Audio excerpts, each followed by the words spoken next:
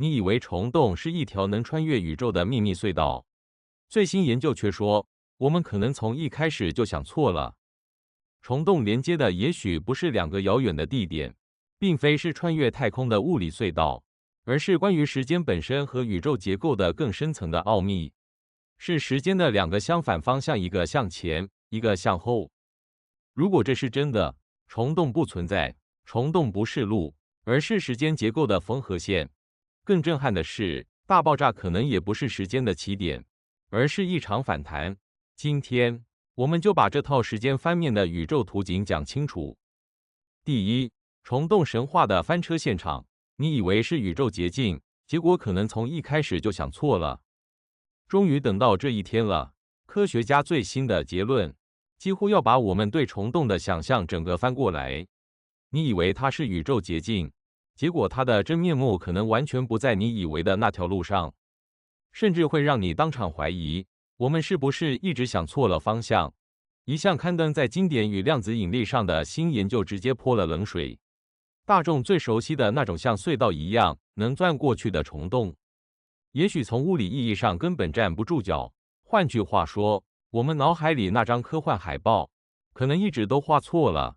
更關鍵的是，研究者反而把目光投向愛因斯坦羅森橋，他們認為這東西真正指向的不是空間裡的通道，而是更深層的物理結構，而這個結構的主角竟然是時間本身，不是空間距離。這項研究乾脆把老觀念重寫了一遍。所謂橋，不是讓你從 A 點穿到 B 點的宇宙隧道，而更像是一種量子層面的時間耦合，連接的是時間的兩個相反方向。好比把往前走的時間和往後走的時間用數學方式綁在了一起。所以這期視頻，我們就來把它講清楚。這項發現到底意味着什麼？為什麼重要？它可能會怎樣改寫我們對時間的直覺？以及它對宇宙整體圖景會不會帶來一種更根本的重新理解？好，繫好安全帶，我們從頭開始，一步一步把這條思路走通。第二，從1935開始，愛因斯坦並沒想造穿越隧道，最初是為了解決方程式自洽，不是給科幻片當道具。故事要追溯到1935年。愛因斯坦和羅森提出了一個後來被叫得很大聲的概念——時空橋。注意，那時候他們不是在寫科幻，而是在做最硬核的理論物理推演。別誤會，他們當年的出發點完全不是旅行攻略，更不是宇宙高速公路跟太空旅行、瞬移、超近路這些想象，基本八竿子打不着。他們真正想解決的是一個非常技術但非常關鍵的問題。在極端強引力的區域裡，比如靠近黑洞那種地方，我們怎麼能用一致的方式同時描述粒子怎麼運動和引力場怎麼表現？別讓方程式前後打架。所謂愛因斯坦羅森橋，本質上先是一個數學搭出來的結構，它把兩個完全對稱、像鏡子一樣的時空版本連接在一起。聽起來很玄，但在方程式裡，它就是一種拼接方式。重點來了。這個構造的目的是讓理論保持自洽，讓方程式不崩壞，而不是在告訴你宇宙裡真的有個洞可以鑽過去。它更像是數學上的補丁和橋接，不是現實中的隧道入口。在最初版本裡，它既看不見、測不到，也不打算對應某個真實天體或真實結構，它更像是一種理論工具，一種在紙上讓物理更完整的表達。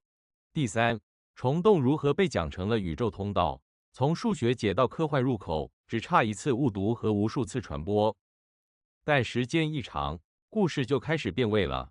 幾十年後，人們給它套上了新的解釋，把原本偏數學、偏技術的東西，逐漸講成了更具畫面感的敘事。蟲洞這個字就這樣火了起來。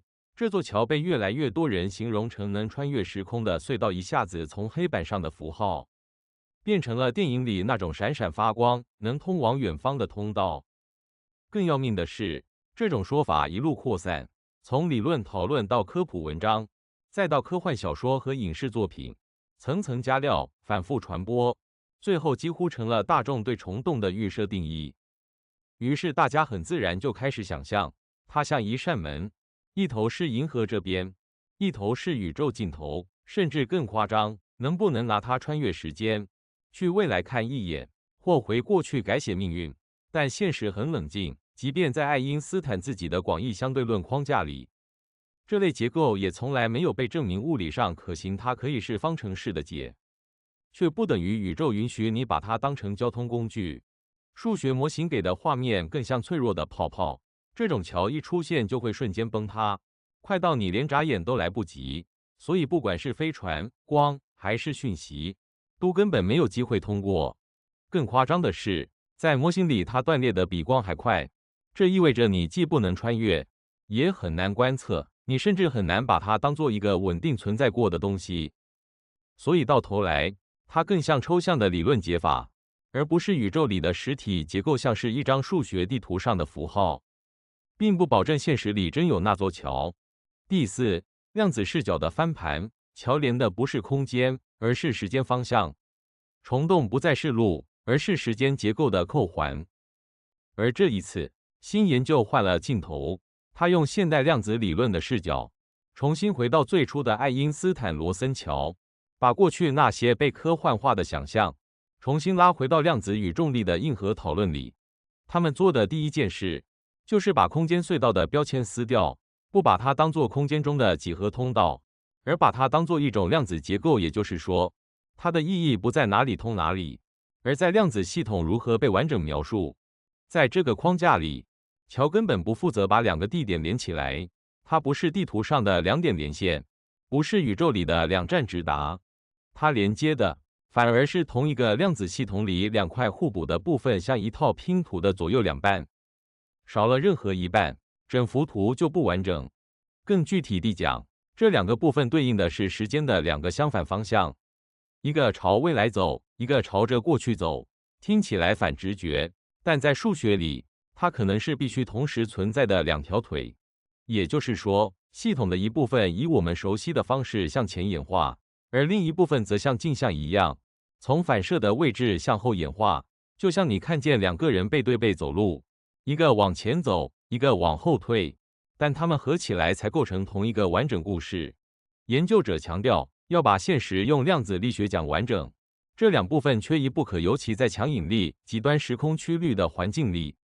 你如果只留向前時間，模型就容易出漏洞，甚至不自洽。所以在這種解釋下，橋徹底改身份，它不再是隧道，不再是交通工具，更不是進去就能到遠方的那種入口。它真正扮演的角色，是兩個時間方向之間的數學連結，像一條隱形的關係式，把向前演化和向後演化綁在同一套量子描述裡。它要表達的是更深一層的結構。當引力強到不可忽視時，量子系統的行為可能不再只靠我們日常那套單向時間就能講明白，背後可能還有更對稱、更完整的規則在運作。這一刀切下去，愛因斯坦羅森橋的意義幾乎被徹底重置。過去那套空間通道的理解，直接被換成時間結構的理解。它也不再是那種被誤讀成想造宇宙捷徑的方案，仿佛愛因斯坦在設計星際地鐵一樣。現在看，更像是在為理論的完整性做深層的結構建構。相反，它成了一種模型。在量子層面上，時間對稱性可能如何體現？怎樣寫進方程式？怎樣在強引力場裡維持自洽？這才是它的真正舞台。因此，問題就變得更尖銳。我們熟悉的蟲洞概念，不只是還沒證實的推測那麼簡單，它可能從概念根部就走偏了。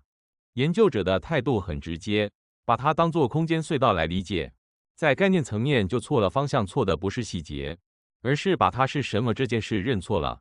因為數學真正描述的，不是你在空間裡怎麼走，而是時間在結構上怎麼被組織，像是在講時間的骨架和對稱性，不是講旅行路線。第五，為什麼這能救黑洞資訊？時間不是單行道，兩個時間方向一起上場，悖論就可能自己散場。這就把科學意義拉到很高的層級。它不是給蟲洞換個名字，而是在重塑物理學最根本的問題：時間到底是什麼？它是基本的，還是從更深的結構裡長出來？從底層方程式看，自然法則其實挺冷酷公平，它不偏袒過去，也不偏袒未來。在最深處，過去和未來並沒有被寫成兩個等級不同的方向，你甚至可以把時間箭頭倒過來，在量子力學或廣義相對論的方程式裡，很多情況下它照樣成立，照樣能算。這說明時間繁衍對稱性在理論裡並不稀奇。所以時間對稱性不是邊角料，它是物理學地基的一部分。你要理解宇宙底層規則，繞不開它。可偏偏我們的體驗完全不是這樣。我們每個人都強烈感覺到時間只有一個方向，就像單行道，永遠不會突然倒着開。我們只能從昨天走到今天，再走到明天。你從來不會先到明天再回到今天。生活經驗完全不允許，原因一定先發生，結果才跟上。你不可能先看到杯子碎了，然後才把它碰到。這是我們對現實最樸素、最堅定的直覺。而且混亂總是增加，房間自己不會越放越整齊，熱水自己不會變回滾燙，這就是我們感受到的不可逆。但物理學告訴你一個很反直覺的事實：時間之箭可能不是宇宙最根本的設定。它更像是某種宏觀現象，不是底層的鐵律，它更多來自熱力學和熵，來自大量粒子組成的宏觀系統。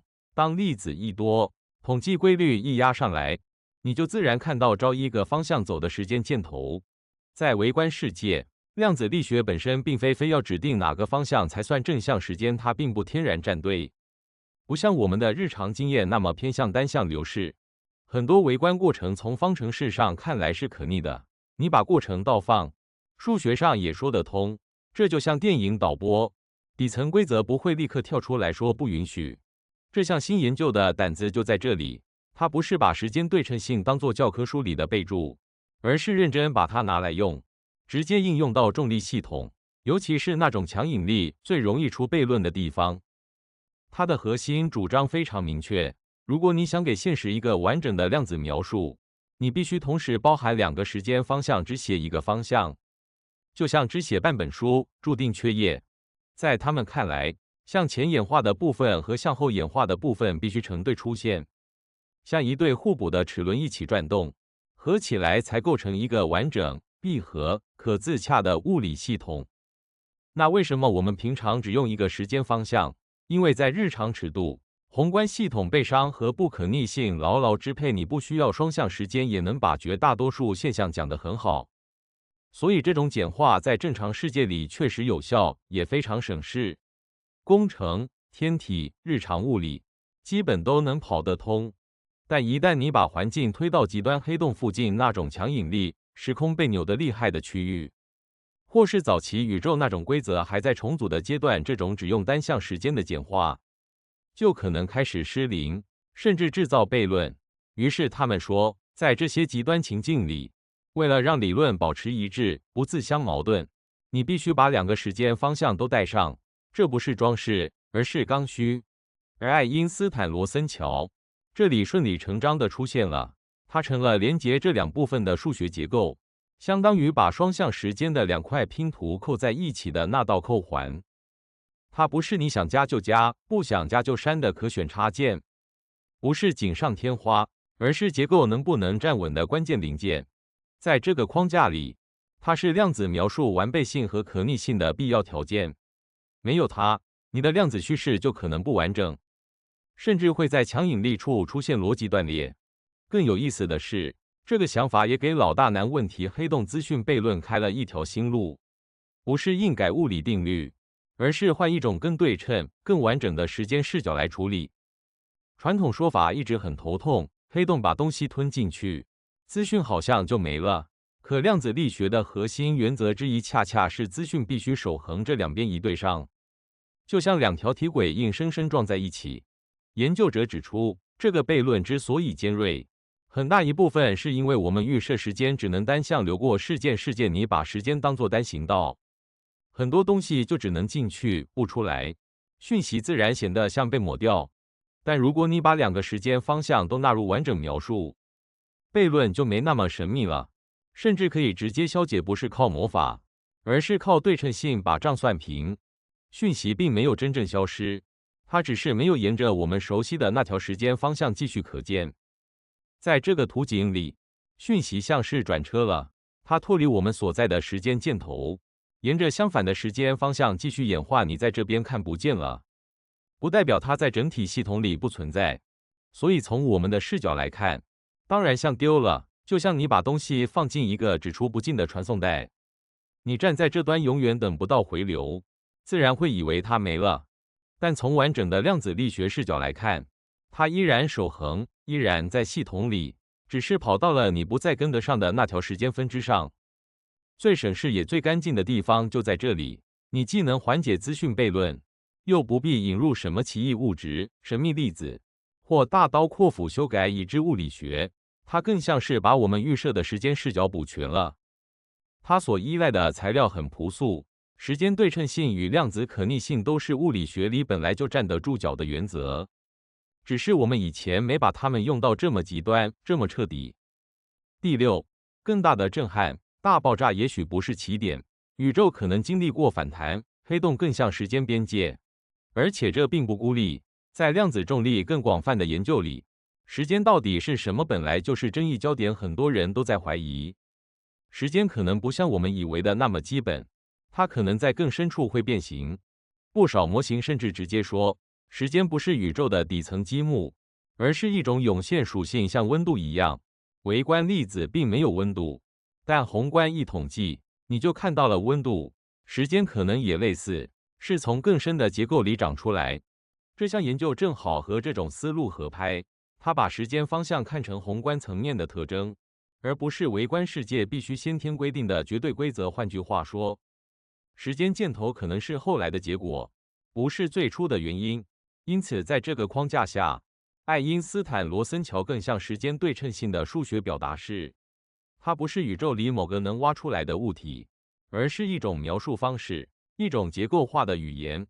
它反映的是量子系統在引力影響下如何演化，如何保持完整與可逆，而不是一條可走的路，一個可穿的洞，更不是旅行幾何圖。所以它的意義絕不只是蟲洞到底能不能穿這種話題，它可能牽動的是更宏大的問題：時間、宇宙起源以及我們對現實結構的根本理解。如果這種解釋最終被證明可靠，那它可能會改寫我們對宇宙起源與結構的敘事方式，不只是添一條注釋，而是整本故事書可能要重排章節。最震撼的可能性之一就是大爆炸也許不是時間的絕对起點。我們一直以為那是時間從零開始，但它或許只是我們這段時間箭頭的邊界事件。相反，它可能是一種量子躍遷，宇宙從一個階段反彈到另一個階段，像球撞地彈起那一下，不是憑空開始，而是兩個階段之間的過渡，甚至涉及兩個時間倒退階段之間的銜接。在這種圖景裡，宇宙先經歷收縮，然後在某個邊界發生過渡，變成膨脹，而在這個邊界點，時間方向可能會發生反轉，就像把時間箭頭在那一刻翻面。這就意味着，我們的宇宙也許不是第一幕，而是上一幕的延續。我們正在看的這段膨脹史，可能接在一個更早階段之後，只是中間發生了反彈與方向切換。於是大爆炸不再是起點按鈕，更像一個轉場點，從一個宇宙階段切換到另一個宇宙階段的關鍵關卡。更進一步，在這張新圖裡，黑洞也不再是空間隧道的入口，它更像是時間的邊界，是時間方向更替與資訊流動方式改變的分界線。